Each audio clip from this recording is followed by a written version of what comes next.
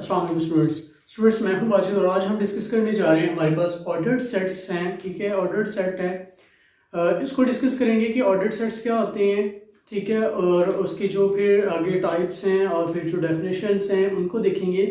तो हमने जो पिछला प्रीवियस चैप्टर था जो हमारा, जिसमें हमने कार्डिनल्स को डिस्कस किया था, ठीक है, और उसके बाद हमारा ये जो नेक्स्ट चैप्टर है शाम सीरीज से, चैप्टर 7 जो है वो है क्या, ऑर्डर्ड सेट का, ठीक है। अब डिस्कस करते हैं कि ऑर्डर्ड सेट्स क्या होते हैं और उसके बाद पार्शली ऑर्डर्ड सेट्स क्या होते हैं, टोटली ऑर्डर्ड सेट्स क्या होते हैं, ठीक है। इन चीज़ों को डिस्कस करते हैं।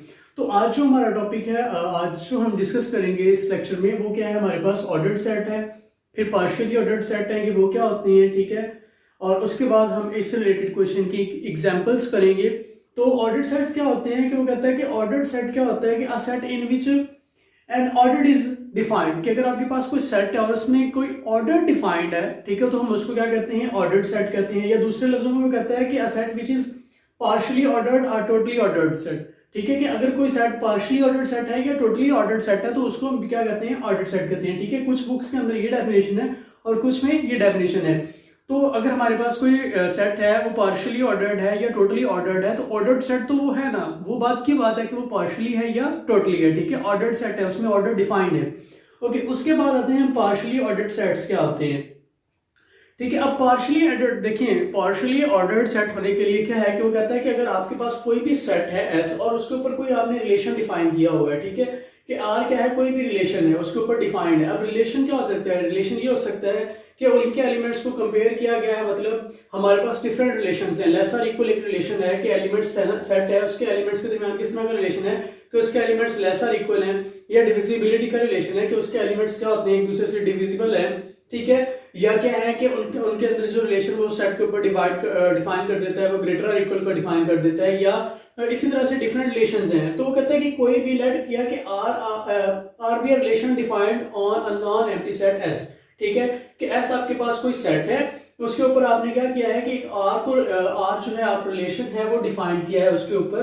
Then S is set to be partially ordered set, तो एस को हम क्या कहेंगे, पार्शियली ऑर्डर्ड सेट कहेंगे if it satisfy the following axioms, कि अगर ये फॉलोइंग एक्सियम्स को सेटिस्फाई करेगा। अब कौन कौन सी वो एक्सियम्स हैं, पहली है रिफ्लेक्सिव, ठीक है, कि हर जो इसका मतलब क्या है कि अगर ए बिलोंग करता है एस को, for all a belongs to S we have A is related to a, कि ए का खुद के साथ कोई ना कोई रिलेशन हो। जैसे कि हम कह देते हैं कि हमारे पास ये ए है, ये इसको बिलोंग करता है, ठीक है, तो अगर हम कह देते हैं कि हमारे ये जो रिलेशन है ना ये लेस और इक्वल का है, ठीक है, हम कह देते हैं कि फॉर एग्जांपल ये हमारे पास लेस और इक्वल का रिलेशन है, एस के ऊपर डिफाइंड है। तो एस के जो एलिमेंट्स हैं, आप फॉर एग्जांपल हम कह देते हैं कि हमारे पास जो एस है ना वो हम कह देते हैं 1 2 3 4 एंड सो ऑन, ये है। और हमारे पास जो रिलेशन आर है ना वो कौन सा है, वो है रिलेशन हमारा जो है वो लेस और इक्वल का है। तो फिर हम ये कह सकते हैं 1 इज लेस और इक्वल टू 1, ठीक है। तो इसका मतलब ये है कि 1 क्या होगा, 1 इक्वल है 1 के, ठीक है। तो ये इस तरह का कुछ वो है कि अगर आप कहते हैं कि वो यहाँ पे ये कहता है कि आपने क्या किया है, आपने यहां से कोई भी एलिमेंट किया है, एलिमेंट लिया है, तो वो खुद के साथ क्या करेगा, कोई ना कोई मतलब वो खुद के साथ रिलेट कर रहा हो कि इक्वालिटी का है। अगर यहाँ पे इक्वालिटी का तो 1 इक्वल टू 1 हो सकता है, ठीक है। तो इस तरह से वो कहता है कि वो उसके अंदर जो एलिमेंट्स हैं वो खुद से भी क्या होते हैं, रिफ्लेक्सिव भी हो, मतलब वो रिफ्लेक्सिव प्रॉपर्टी को होल्ड करते हो। सेकंड प्रॉपर्टी क्या है, एंटी साइमेट्रिक। एंटी साइमेट्रिक होने का क्या मतलब है कि अगर कोई से दो एलिमेंट्स इसके लेते हैं, ठीक है, कि ए बी से रिलेट करता है और बी ए से रिलेट करता है, ठीक है, तो फिर ए और बी क्या होंगे, आपस में इक्वल होने चाहिए, ठीक है, कि एंटी साइमेट्रिक होने चाहिए। एंटी साइमेट्रिक प्रॉपर्टी क्या होती है, यही होती है कि अगर ए बी से रिलेटेड है और बी ए से रिलेटेड है, देन ए किसके इक्वल होगा, बी के इक्वल होगा। जैसे कि हमारे पास यही था, यही रिलेशन, ये जो ये सेट था, ठीक है, इसको बाद में डिस्कस कर लेते हैं, आगे एग्जांपल है, चले वहां से इसको मजीद क्लियर कर लेंगे। या देख लेते हैं यहीं से, वो कहता है कि अगर हमारे पास टा क्या है, कोई भी कलेक्शन ऑफ सेट्स है, ठीक है, पहले हम इसको देख लेते हैं, साथ साथ समझते जाते हैं कि टा वो क्या कहता है कि आपके पास टा कोई भी सेट है, किस तरह का सेट है, जिसमें सारे सेट्स की कलेक्शन है, ठीक है, उसके अंदर डिफरेंट सेट्स हैं जिनकी आपने क्या की हुई है, कलेक्शन ली हुई है। फिर वो कहता है द रिलेशन सबसेट का, अब यहाँ पे उसने सबसेट का रिलेशन दे दिया है, the relation of set inclusion is a partial order relation, ठीक है, ऑन टा, कि ये इसके ऊपर क्या है, पार्शियल ऑर्डर रिलेशन है। देखें अब आपके पास ये टा है, कोई भी ये मतलब आपके पास वो सेट है, ये सारे उसके एलिमेंट्स हैं। उसने कहा था ना कि इसके अंदर क्या है, कि कलेक्शन है। तो हमारे पास जो सेट्स होते हैं उनको कैपिटल लेटर से वो डिनोट करते हैं। तो A B C D E first कर लिया हमने, ये क्या है, इसके अंदर सेट्स हैं। अब रिफ्लेक्सिव है, ठीक है, किस रिलेशन के तहत रिफ्लेक्सिव है, लेस और इक्वल के तहत ये रिफ्लेक्सिव है। ओके, तो फॉर ऑल अगर आप क्या करते हो, यहां से आपने एक कोई भी ले लिया, फॉर एग्जांपल ए ले लिया, ए टाउ को बिलोंग करता है, तो ए खुद का क्या है, सबसेट है, ठीक है। बी लोगे तो बी भी खुद का क्या होगा, सबसेट होगा। तो मतलब क्या है कि वो खुद से रिलेट हो रहा है, ठीक है। यही पहली प्रॉपर्टी थी, हमने पहली में भी ये कहा था कि वो खुद से क्या करता हो, उस रिलेशन के तहत वो मतलब उस रिलेशन को होल्ड करता हो, ठीक है। तो आपने इसका एलिमेंट लिया, वो खुद का सबसेट है। ये अगर हमारे पास ये होता है कि हम कह देते हैं कि ये इसका सबसेट नहीं है, ठीक है, तो फिर ये रिफ्लेक्सिव ना होती, फिर ये रिफ्लेक्सिव हो जाती। तो यहाँ पे ये क्या है, रिफ्लेक्सिव है, ठीक है, कि खुद का सबसेट हो सकता है, हर सेट खुद का सबसेट होता है, ठीक है। एंटी साइमेट्रिक की तरफ आते हैं। एंटी साइमेट्रिक में हमने क्या कहा था कि अगर हमारे पास कोई से दो एलिमेंट लेते हैं हम एस में, और ए बी से रिलेट करता है और बी ए से रिलेट कर, ए बी से रिलेट करता है और बी ए से रिलेट करता है, तो ए और बी आपस में क्या होते हैं, इक्वल होते हैं। अब यहां से देखें, यहाँ पे हमारे पास जो रिलेशन आर है, यहाँ पे वो हमारे पास कौन सा है, सबसेट का है। तो ए और बी हमने क्या लिए, यहां से कोई से भी दो सेट ले लिए। हमने क्या दिया, ए बी का सबसेट है एंड बी ए का सबसेट है। अगर हम ऐसे सेट लेते हैं कि ए बी का सबसेट है और बी ए का सबसेट है, तो दोनों आपस में क्या होंगे, इक्वल होंगे, ठीक है। तो ए बी के क्या होगा, इक्वल होगा। और यही हमारी एंटी साइमेट्रिक प्रॉपर्टी है कि अगर ए बी का सबसेट है और बी ए का सबसेट है, मतलब इसके सारे एलिमेंट्स इसमें हैं, ठीक है, और फिर इसके भी सारे एलिमेंट्स उसके अंदर हैं, तो फिर ये आपस में क्या है, इक्वल हैं, ठीक है। तो यहाँ पे एंटी साइमेट्रिक यही होगी, ठीक है, कि if A is related to B and B is related to A, then A equal B होगा, ठीक है। कि अगर ये इसके साथ रिलेट हो रहा है और फिर वो इसके साथ रिलेट हो रहा है, तो फिर ये आपस में क्या होंगे, इक्वल होंगे। ओके, नेक्स्ट क्या है, ट्रांजिटिव है। ट्रांजिटिव के लिए क्या है कि आपके पास कोई से थ्री एलिमेंट्स आपने एस में से लिए हैं। अगर ए बी से रिलेट कर रहा है, बी सी से रिलेट कर रहा है, तो फिर ए भी क्या करेगा, सी से रिलेट करेगा। किस तरह से देखें, कोई से थ्री एलिमेंट्स लिए, ए बी सी टॉ को बिलोंग करते हैं, ठीक है। ये जी तीन एलिमेंट्स हमने लिए जो टॉ को बिलोंग करते हैं इसके। अब ए सबसेट है बी का, हमने सपोज किया ए सबसेट है बी का और बी सबसेट है सी का, ठीक है, कि ए बी के अंदर पाया जाता है और बी सारा के सारा सी के अंदर पाया जाता है। तो फिर ए किसके अंदर चला जाएगा, सी के अंदर चला जाएगा। देखिए ये हमारे पास हमने कहा बी है, ठीक है, और ये हमारे पास ए आ गया। पहली कंडीशन यही है ना कि ए क्या है, बी के अंदर है, ए चला गया बी के अंदर, फिर उसने कहा बी किसके अंदर है, सी के अंदर है, ठीक है।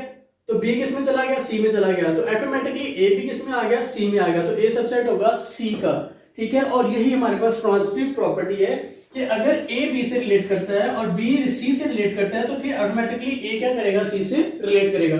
अगर कोई सेट हमारे पास इन तीन प्रॉपर्टीज को होल्ड करता है अंडर अ रिलेशन, ठीक है, तो फिर हम उसको क्या कहते हैं, वो हमारा क्या होता है, पार्शियली ऑर्डर्ड सेट होता है, ठीक है। Let R be a relation defined on a non empty set S, then S is said to be partially ordered set if it satisfy the following axioms।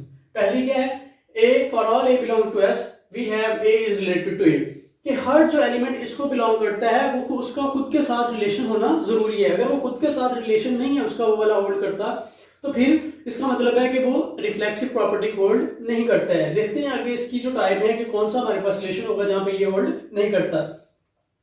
Okay, anti symmetric, अगर ए comma B belong करते हैं S को और A B से related है और B ए से related है, तो फिर ए और बी आपस में क्या होंगे, इक्वल होंगे।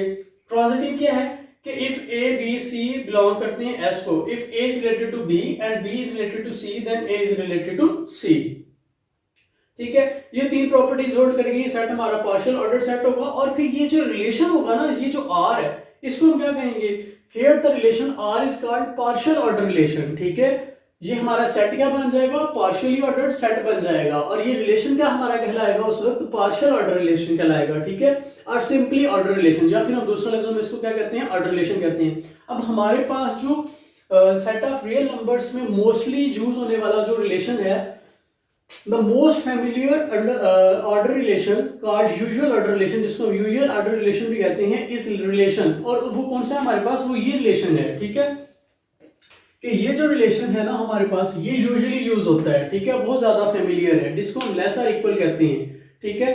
तो वो कहता है कि ये रिलेशन क्या है, मोस्टली यूज होता है, फेमिलियर है कहाँ पे, सेट ऑफ रियल नंबर्स पे, ठीक है, कि सेट ऑफ रियल नंबर्स पे ये रिलेशन होता है कि अगर हम सेट ऑफ रियल नंबर का कोई सबसेट लेते हैं तो हम कहते हैं, फॉर एग्जांपल ये हमने सबसेट लिया, इसका कोई सेट ले लिया, एस में ले लेता हूं 1 2 1 2 3, इसके ऊपर मैं इसको इस रिलेशन को डिफाइन करता हूं, तो हम इसमें ये पाया जाता है कि 1 लेसर इक्वल टू 2 होता है, 2 लेसर इक्वल टू 3 होता है। तो ये रिलेशन क्या करता है, सेट ऑफ जो हमारे पास कोई भी सबसेट होता है रियल नंबर्स का, उसके ऊपर मोस्टली ये रिलेशन डिफाइंड होता है, और इस रिलेशन को हम क्या कहते हैं, ये हमारे पास यूजुअल ऑर्डर रिलेशन होता है, ठीक है।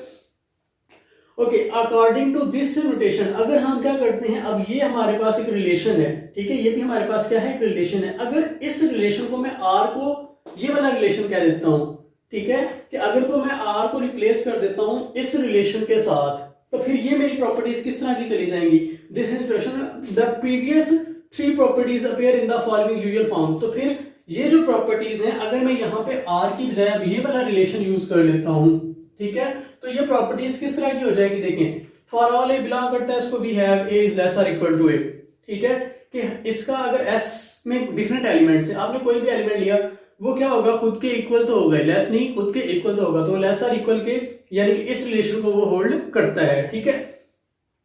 ओके, देखें, अगर हम मैं इक्वालिटी वाला रिलेशन खत्म कर देता हूं, मैं यहाँ पे जस्ट डिफाइन कर देता हूं ये वाला रिलेशन, ठीक है, मेरे पास ये वाला है ना, तो मैं अगर इसको खत्म कर देता हूं और जस्ट ये वाला रिलेशन ले आता हूं लेस का, तो फिर ये रिफ्लेक्सिव नहीं होगा। देखिए, अगर आप कोई भी एलिमेंट लेंगे तो फिर वो खुद से लेस तो नहीं हो सकता कि फॉर ऑल ए बिलोंग करता है एस को, ए इज लेस देन ए, ये तो हो ही नहीं सकता, ठीक है, कि ए लेस देन ए नहीं होगा। तो इसलिए ये हमारा फिर क्या होगा, ए रिफ्लेक्सिव होगा। रिफ्लेक्सिव तभी होगा जब वो क्या कहेगा, अपने रिलेशन को क्या करता होगा, होल्ड करता होगा। Okay, for all A belong करता है इसको, we have A is less और इक्वल टू ए, ठीक है, तो ये होल्ड करता है, ठीक है, कि अगर लेस नहीं है इक्वल तो है ना, तो इक्वालिटी का साइन इसमें आ जाता है। ओके, एंटी साइमेट्रिक में हमने कहा कि if A is A, for all A comma B belong करते हैं एस को, if A is related to B, A related to B होने का मतलब क्या है कि ए इज लेस और equal to B and B is less और इक्वल टू ए। अगर ए बी से छोटा है और बी ए से छोटा है, तो दोनों आपस में क्या होंगे, इक्वल होंगे, ठीक है। उसके बाद ट्रांसिटिव है, ट्रांसिटिव के लिए आपके पास 3 है, हमने कहा कि ए लेस और इक्वल टू बी है, बी लेस और इक्वल टू सी है, ए छोटा है या इक्वल है बी के, बी छोटा है या इक्वल है सी के, तो फिर इसका मतलब है कि अगर ये इससे छोटा है और ये इससे छोटा है, तो फिर ये क्या होगा, ए लेस और इक्वल होगा सी के।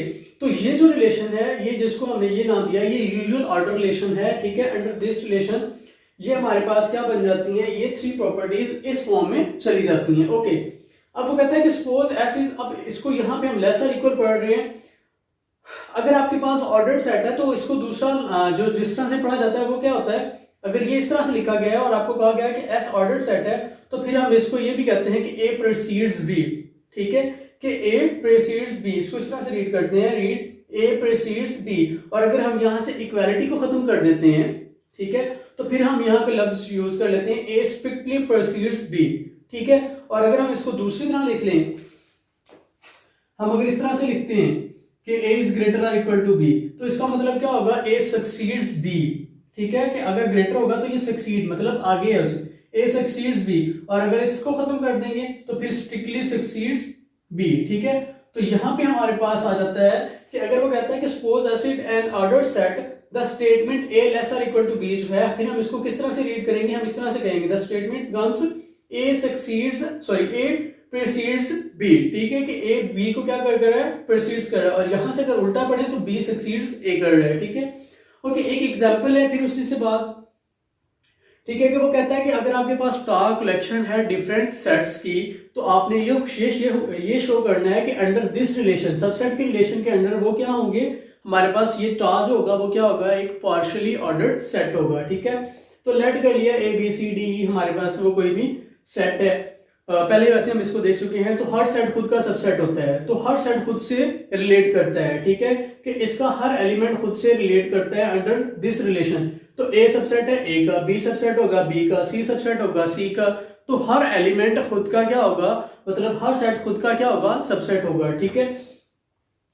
ओके, उसके बाद आते हैं एंटी सिमेट्रिक पे। तो आपने कोई से दो एलिमेंट ले लिया और आपने कहा कि अगर हम कह देते हैं कि ए बी का सबसेट है और फिर हम ये भी कह देते हैं कि बी ए का सबसेट है, तो फिर ये दोनों आपस में क्या होंगे, इक्वल होंगे, then A is equal to B होगा, ठीक है। इसी तरह से ट्रांजिटिव रिलेशन के लिए अगर ए बी सी आपने टास्क के कोई से मेंबर लिए और आपने ये कह दिया कि ए सबसेट है बी का और बी सबसेट है सी का, कि आप यहां से कोई से तीन लो, ठीक है। आपने कह दिया ए सबसेट है बी का और बी सबसेट है सी का, तो फिर लाजमी से ए सबसेट होगा किसका, सी का। ये इस तरह से ले लो, सी डी ई ले लो। आपने ये कह दिया कि सी सबसेट है डी का और डी सबसेट है ई का, तो फिर जाहिर सी बात है सी ई का क्या होगा, सबसेट होगा, ठीक है। तो इसलिए ये रिलेशन के तहत, अब इस रिलेशन के तहत हमारे पास जो टा होगा वो क्या होगा, पार्शियली ऑर्डर्ड है। सो set inclusion is partial order relation, ठीक है। ये हमारे पास क्या है, अब पार्शियल ऑर्डर रिलेशन है और इसको हम क्या कहते हैं, सेट इंक्लूजन कहते हैं, ठीक है। कि ये हमारे पास सेट इंक्लूजन होता है, या सबसेट जिसको आप कहते हैं, सबसेट का सिंबल होता है, ठीक है। Under so set inclusion is a partial order relation on टा, ठीक है। कि ये इसके ऊपर क्या है, पार्शियल ऑर्डर रिलेशन है और इसलिए हमारा टा क्या बन जाएगा, under this relation is partially ordered set, ठीक है। और इसके तहत ही हमारे पास क्या बन जाएगा, पार्शियली ऑर्डर्ड सेट बन जाएगा, ठीक है। अब हम डिस्कस करते हैं एक दो और एग्जांपल्स जो हैं उनको।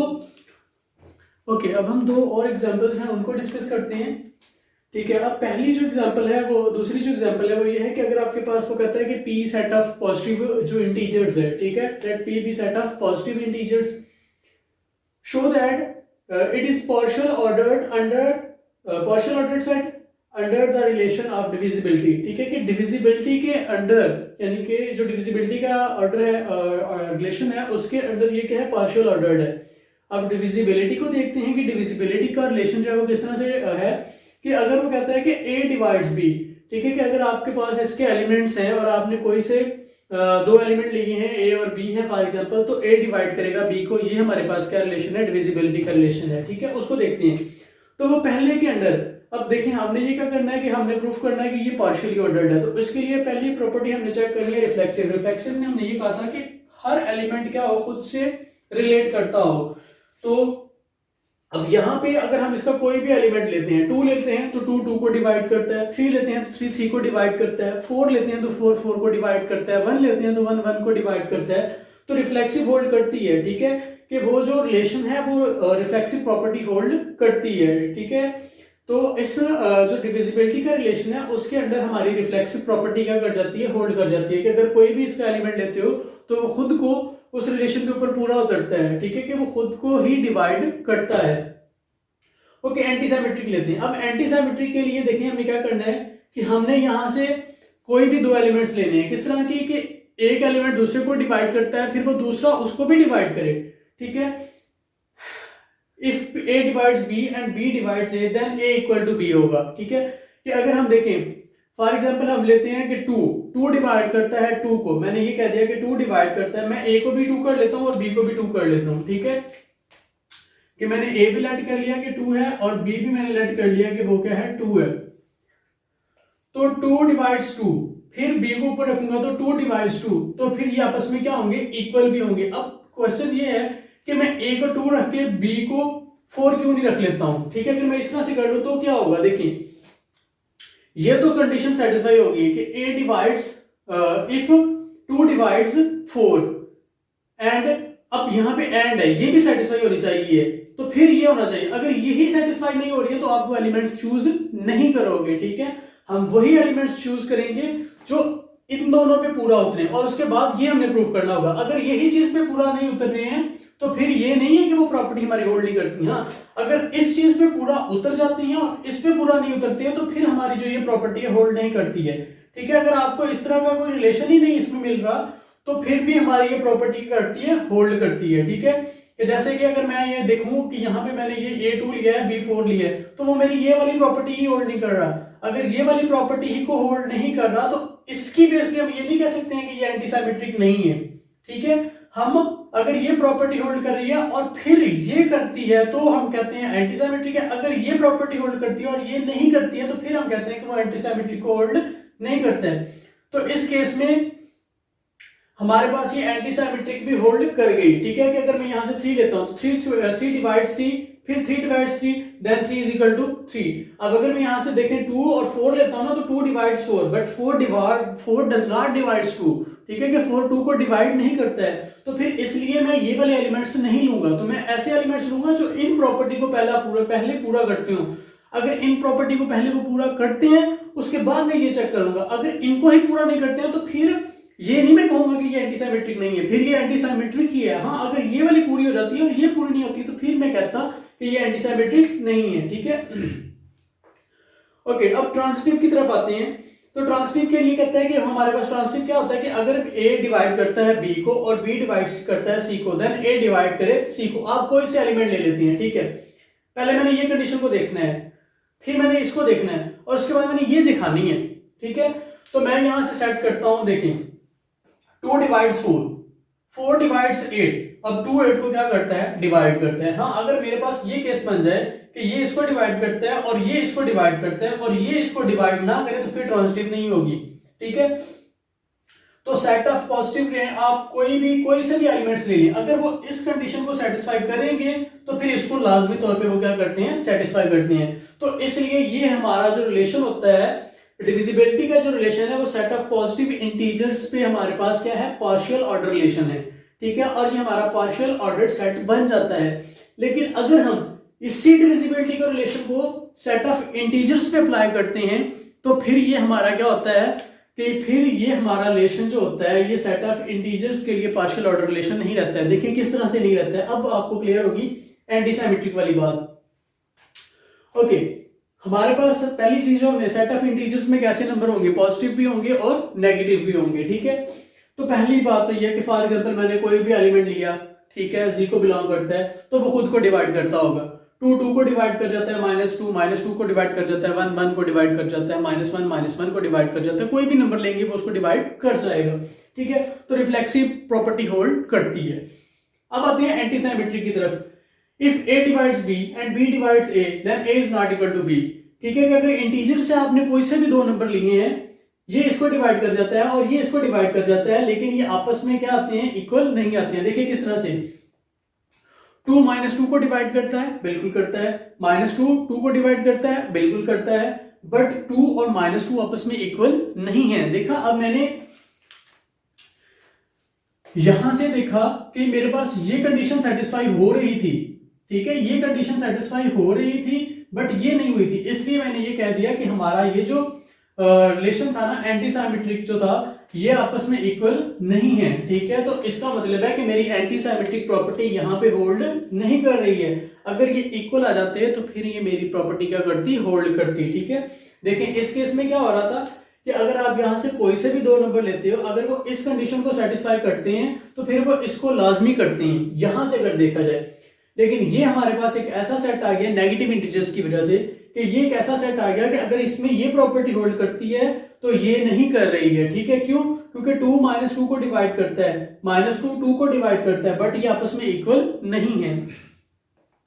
ओके, ट्रांजिटिव की तरफ आते हैं। तो अगर आप यहां से कोई से भी 3 एलिमेंट्स लो, जी के अंदर से ए बी सी कोई से भी 3 एलिमेंट्स लिए, अगर ए बी को डिवाइड करता है और बी सी को डिवाइड करता है, तो फिर ए सी को डिवाइड करता है। किस तरह से देखें, 2 6 को डिवाइड करता है, 6 12 को डिवाइड करता है, तो 2 लाजमी तौर पे 12 को भी डिवाइड करता है। वी नो दैट के 2 डिवाइड्स 12, ठीक है। और ये प्रॉपर्टी आप यहाँ पे भी लिख सकते हो, या यही को यहाँ पे भी यूज कर सकते हो कि 2 डिवाइड करता है 4 को, 4 डिवाइड करता है 12 को, 4 डिवाइड करता है 8 को, तो 2 8 को भी डिवाइड करता है, ठीक है। अब यहाँ पे ये प्रॉपर्टी होल्ड नहीं कर रही है, यहाँ पे ये प्रॉपर्टी होल्ड कर रही है, तो इसका मतलब है ये पार्शियली ऑर्डर्ड सेट है under the relation of divisibility. और ये हमारे पास पार्शियल ऑर्डर रिलेशन यही बनता है फॉर इंटीजर्स, कि जो the relation of divisibility is not partial order relation, ठीक है, कि वो पार्शियल ऑर्डर रिलेशन नहीं है on the set of integers. क्यों नहीं है? क्योंकि वो एंटीसाइमेट्रिक प्रॉपर्टी को ही होल्ड नहीं करता है। अगर एंटीसाइमेट्रिक प्रॉपर्टी को होल्ड करता, तो फिर हम कहते हैं कि वो क्या होता है हमारे पास। अब फिर से बात वही करूंगा कि आपने इस चीज में ये चीज को ध्यान में रखना है कि अगर आपके पास ये कंडीशन हो रही है, पूरी होती है, ठीक है, और ये पूरी नहीं होती है, तो फिर हमारा जो एंटीसाइमेट्रिक प्रॉपर्टी है वो होल्ड नहीं करती है। और अगर आपके पास यही प्रॉपर्टी होल्ड नहीं कर रही है, ठीक है। तो फिर हमारा जो ये जो हमारी एंटी सिमेट्री की प्रॉपर्टी होगी वो होल्ड करती होगी, फिर आपको ज्यादा चेक करने की जरूरत ही नहीं पड़ेगी। ठीक है, तो ये हमारा जो रिलेशन था, जो आज का जो हमारा ये टॉपिक था, ठीक है, इसमें हमने कुछ डिस्कस किया ऑर्डर सेट्स को। तो इंशाल्लाह जो हमारा नेक्स्ट जो लेक्चर होगा उसमें हम मजीद जो ऑर्डर रिलेशंस हैं, डुअल ऑर्डर हो गया, ठीक है, तो उन चीज़ों को डिस्कस करेंगे, उनसे रिलेटेड एग्जांपल्स को डिस्कस करेंगे, और उसके बाद इसके जो क्वेश्चंस हैं मजीद जो लेटेस्ट फॉर्म है, मतलब जो हमारे पास डायग्राम्स वाले हैं, उनको भी डिस्कस करेंगे। तो मिलेंगे इंशाल्लाह अपने नए लेक्चर में, तब तक के लिए अल्लाह हाफिज़।